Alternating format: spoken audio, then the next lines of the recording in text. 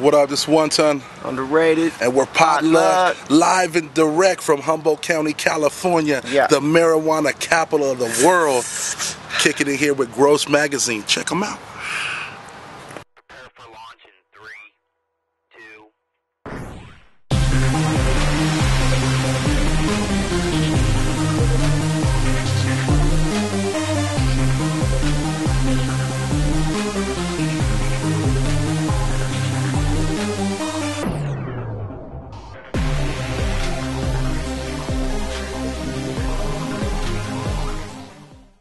Gross Magazine at the Underground Rebels Tour in Columbus, Ohio with One Ton and Underrated from Potluck. How you guys doing today? Doing real good. Can't complain. Out on tour. Love it. Yeah, we out here winning. Can't complain. Rap music been good to us. How's the tour been so far? Tour's been awesome. It's our second headlining tour, and every show's just getting better and better, getting bigger. And all the fans at the shows have seemed to be having a really good time. So we got our whole set out here. We got our TV screens. We got our whole show. So it's cool to see the response, and it's been real positive. Mm-hmm. That's good. Now the Humboldt Chronicles is hopefully supposed to come out later on this year. Is there a reason you guys are doing a mixtape this time? And can you give us a little more information about it? The reason we're doing the mixtape this time is for the fans. It's because our last record, we put it out and we had a lot of industry just BS that happened. It wasn't in some of the stores it was supposed to be in. We had some switch over at the label and our pre-orders got hella messed. And we just got a real just upset feeling as a group about how the fans were treated on the release of our last record. So me and Underrated was super high one day and was like, let's think of a new idea. We had never done a mixtape before. And we were like, let's just do a free, we'll call it a mixtape, but really it's an album because a lot of the songs on there are songs we would just put on an album, So I was like, let's just put something just together like that and just give something back to the fans. And so we're going to press it up on CD. You can still get a hard copy on a CD. You're going to be able to download it. You're going to be able to do all that stuff. But it's just going to be free and just giving it out. Just some good Potluck music and all our existing fans be happy and then spread out and get some more fans and try to do something good. That's cool. Yeah. You paying it back, so. Yeah, and we're going to, this is going to be the best one ever, I think, because we can take samples on this. Since we're not selling it, we can do anything we want. So our creativity is everything we can think of put together on a disc type of thing. So it's going to be way cracking, yeah. That's real cool. All right, so Underrated, this is more directed towards you. Mm-hmm. You did the remix for Tech Nine's Worldwide Choppers. Can you tell me a little bit what they were thinking about not putting you on the original? What they were thinking? Yeah. I don't know. I can't really say what they were thinking, but I just know a lot of people had come up to me since that song came out and was asking me why weren't you on the song? Yeah. And it's their song. Well, you know what I mean? I don't know.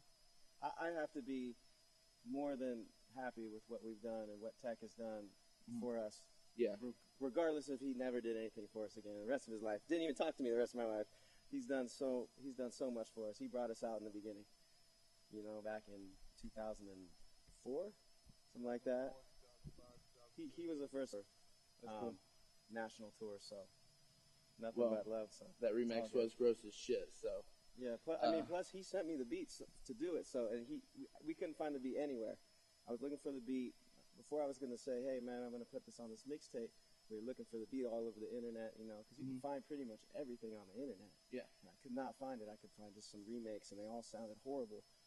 So I hit him up, and he was like, "Yeah, I'll send you this beat. Don't give it to anybody else, though. Just for you guys," which was cool. That was a motivating thing for me. So that was real cool. So nothing but love. Okay. Well, to go with this is a little bit of a sub question here.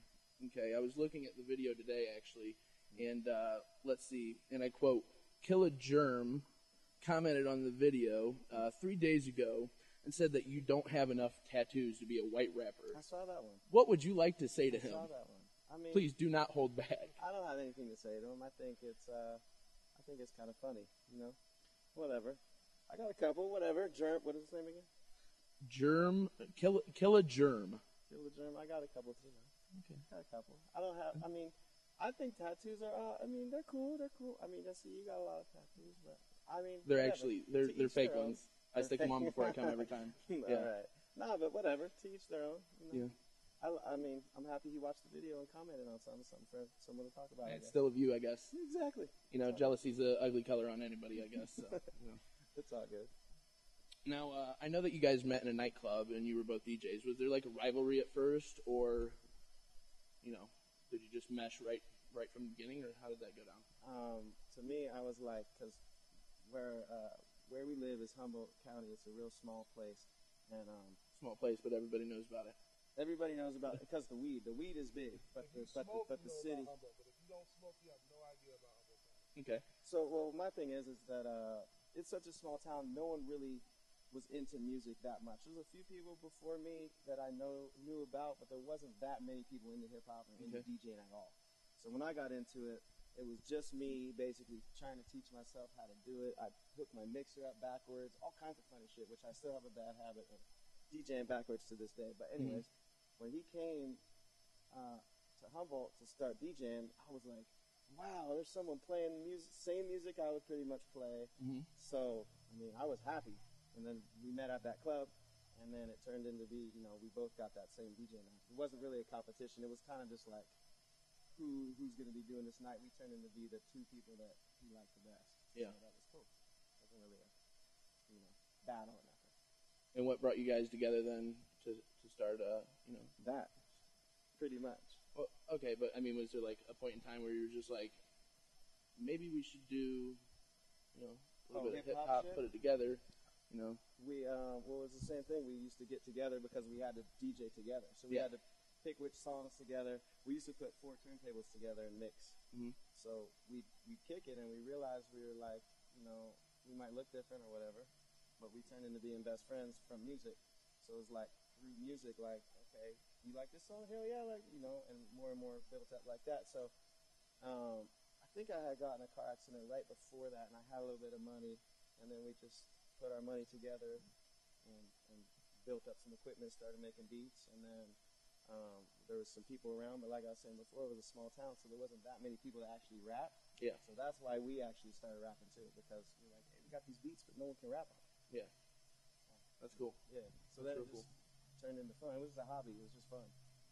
And then We never went out. We never started out thinking that we were gonna rap. Like that wasn't ever our goal.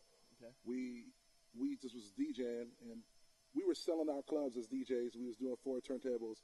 We were doing house parties. Like we was Humboldt County, all over Humboldt. We were like renowned for the best parties.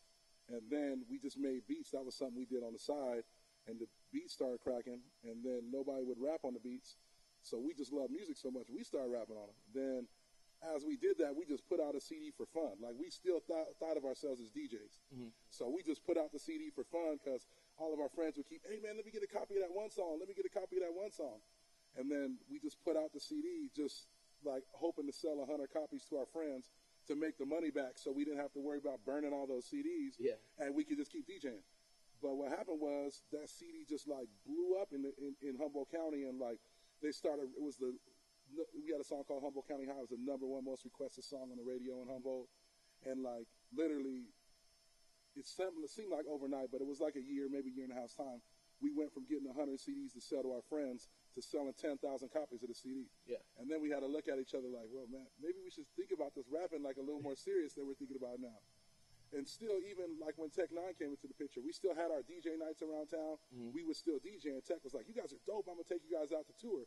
And we'd go tour and rap, and we'd come home and still have our DJ nights, and we'd call and have fill-ins for people, and we were still like on that path. So it was kind of like something we just fell into. Really, the fans made us do it. Yeah. We love music, just all type of music.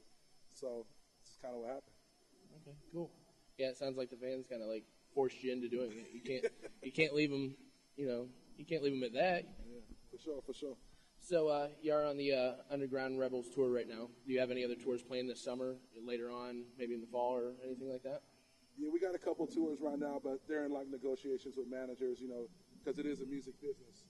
So our managers are talking money and all that stuff. So until one of them are confirmed, we shouldn't really talk about it, you know. But you will see we are going to be back on the road. This tour ends in the middle of July, so that's whatever 5 months is still this year. So we'll be out again. With who will be yet to be determined. Okay. Where yet to be determined. Cool. So clearly you guys are in favor of marijuana. Do either of you actually have a medical card, or are you just, basically pro legalization?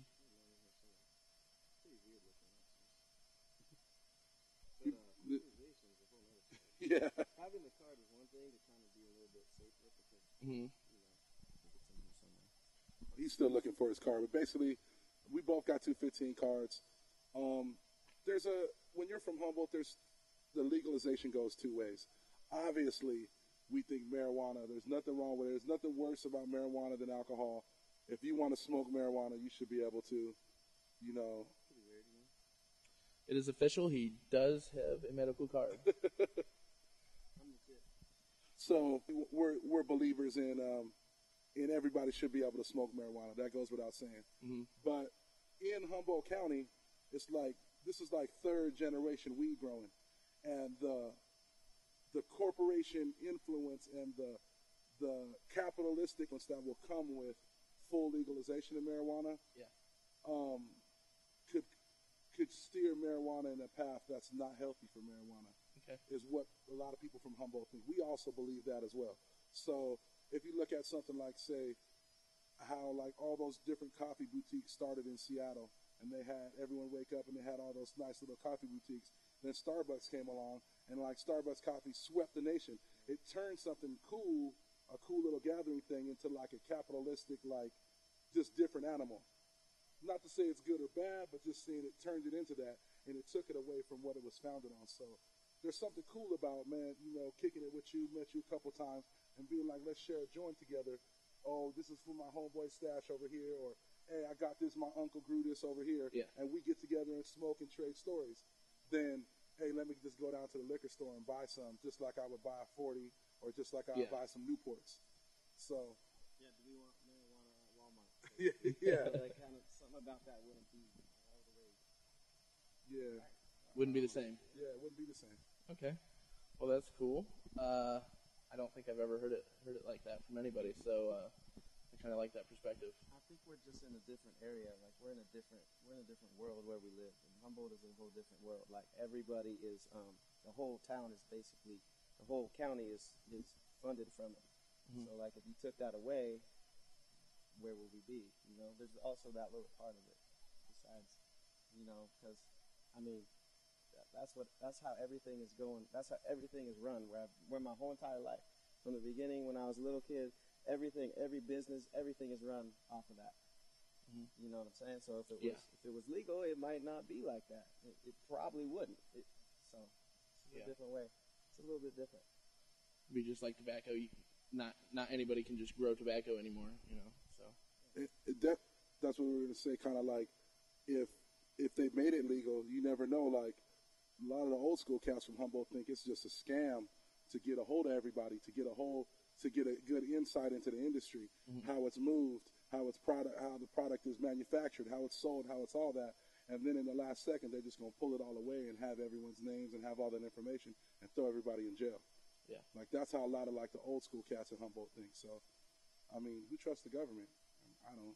So, whatever. I'm proud to be American, government? but I don't trust the government and what their real plans behind it are. You never really know. Yeah, I completely agree with that.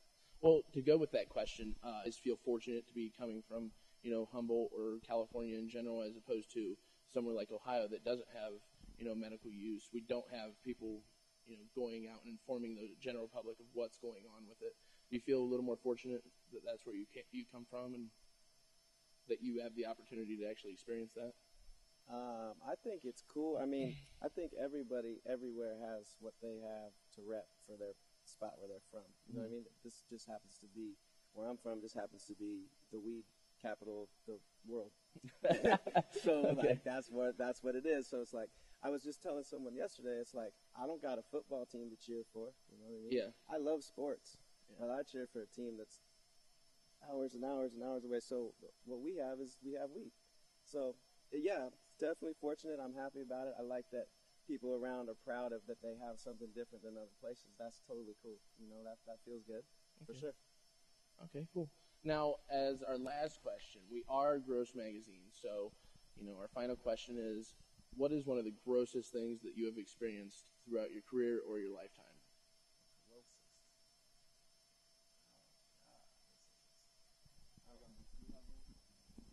Okay, so I don't know if people watching this and know about Potluck, probably hip to our tour diaries that we got going on. We always do diaries when we go around, but we used to have a roadie with us. He's a little bit shorter than me, but he was almost as wide. And we would have these donut challenges, these eating contests. And so we started in Texas with one of those super big donuts. Okay. And then he beat me. And then we had a rematch in Seattle, or in Portland at Voodoo Donuts with another one. He beat me again. So I was like, all right, I give up. He beat me. But we were on tour with Twisted when it was going on. And one of Twisted's roadies was like, I can take this guy down. I can take this guy down. So the last show we were in Chicago, they got a dozen donuts each. This was half of them. I don't know why they selected jelly. The half was jelly donuts, the other half was jelly donuts. And they were eating, and about halfway through, they just looked so sick on their face. We're on a tour bus recording. Then they get down, they got about 8, 9 donuts in. They get to that 10th donut. The dude from Twisted's crew takes a bite on the tour bus and just all over the bus, the donuts, it was literally so gross that I had to myself run out of the bus. I threw up a little myself, and other people running off the bus started throwing up. It was just that, you know, you get $1 million bus and you start throwing up all over. That was gross. That's mine. I don't know. You got something grosser than that? You were there too. That sounds like a gross shared experience. Nice. All right, guys. Well, I really appreciate it. Again, this is Jeremy with Gross Magazine. I am here with 1 Ton and Underrated and Potluck.